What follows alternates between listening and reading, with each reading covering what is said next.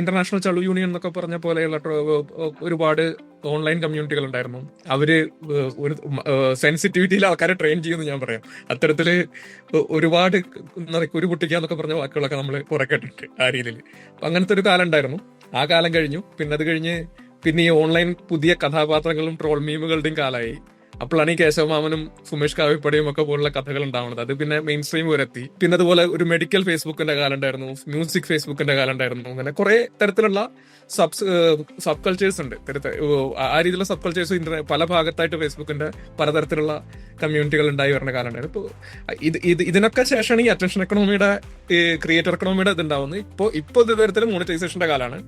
അപ്പോ മോണിറ്റൈസേഷന്റെ പുറത്തുള്ള ഒരുപാട് തരത്തിലുള്ള പോസ്റ്റുകളാണ് ഫേസ്ബുക്കിന്റെ ഇപ്പോഴത്തെ ട്രെൻഡിനെയോ വിസിബിലിറ്റിയോ നിയന്ത്രിക്കുന്നത്. അതുപോലെ തന്നെ ടെക്സ്റ്റിന്റെ പ്രാധാന്യം പതുക്കെ കുറഞ്ഞുകൊണ്ട് വീഡിയോ, വിഷ്വൽ, ഇമേജ് കണ്ടന്റുകളിലേക്കുള്ള പ്രൊമോഷൻ ഒപ്പം നടന്നുകൊണ്ടിരിക്കുന്നുണ്ട്. കണ്ടന്റുകൾക്കുള്ള ഒരുപാട് പ്രൊമോഷൻ നടന്നുകൊണ്ടിരിക്കുന്നുണ്ട്. അപ്പോൾ ഈ മാറ്റങ്ങൾ വരുമ്പോൾ ചിലവർ അതിനൊപ്പം പോയി അതിന്റെ ഒപ്പമുള്ള അറ്റൻഷൻ പിടിക്കുന്നവരുണ്ട്. ചിലവർ കണ്ടിന്യൂസ് എന്താ പറയാ, മലയാളം ഫേസ്ബുക്കിന്റെ പ്രത്യേകത എടുത്ത് പറയുകയാണെങ്കിൽ ഈ കോണ്ടെക്സ്റ്റ് വളരെ പ്രധാനമാണ്. അപ്പൊ ആൾക്കാർ കോണ്ടെക്സ്റ്റ് മനസ്സിലാക്കി എഴുതുന്നവർ എന്ന് പറയുന്നത് എന്റെ ഒരു അറ്റൻഷൻ എന്ന് പറയുന്നതാണ്. ഇപ്പൊ പ്രത്യേകിച്ച് മീഡിയ നോക്കിക്കൊണ്ടിരിക്കുന്നതാണെങ്കിലും ഇപ്പോ ചർച്ചകളിലേക്ക് വീണ്ടും റീവിസിറ്റ് ചെയ്യപ്പെടുന്ന ചർച്ചകൾ ഉണ്ടെങ്കിലും ഇപ്പൊ നമ്മൾ ട്വിറ്ററും ഫേസ്ബുക്കും എടുത്ത് കമ്പയർ ചെയ്യുകയാണെങ്കിൽ ട്വിറ്ററിൽ പെട്ടെന്ന് കാര്യങ്ങൾ കഴിഞ്ഞു പോകും. മേ ബി ഒരു വിഷയം ഷേപ്പ് ചെയ്യുന്ന പോയിന്റിലായിരിക്കും ട്വിറ്ററിലെ ചർച്ച കൂടുതൽ നടക്കുക.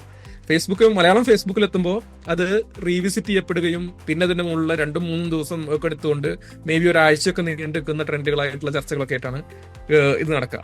അപ്പോൾ അതിനുള്ളിൽ ആ കോണ്ടെക്സ്റ്റ് മനസ്സിലാവുന്നവരും എന്ന് പറയുന്ന ഓഡിയൻസ് ആണ് ഫേസ്ബുക്കിന്റെ ഓഡിയൻസ്.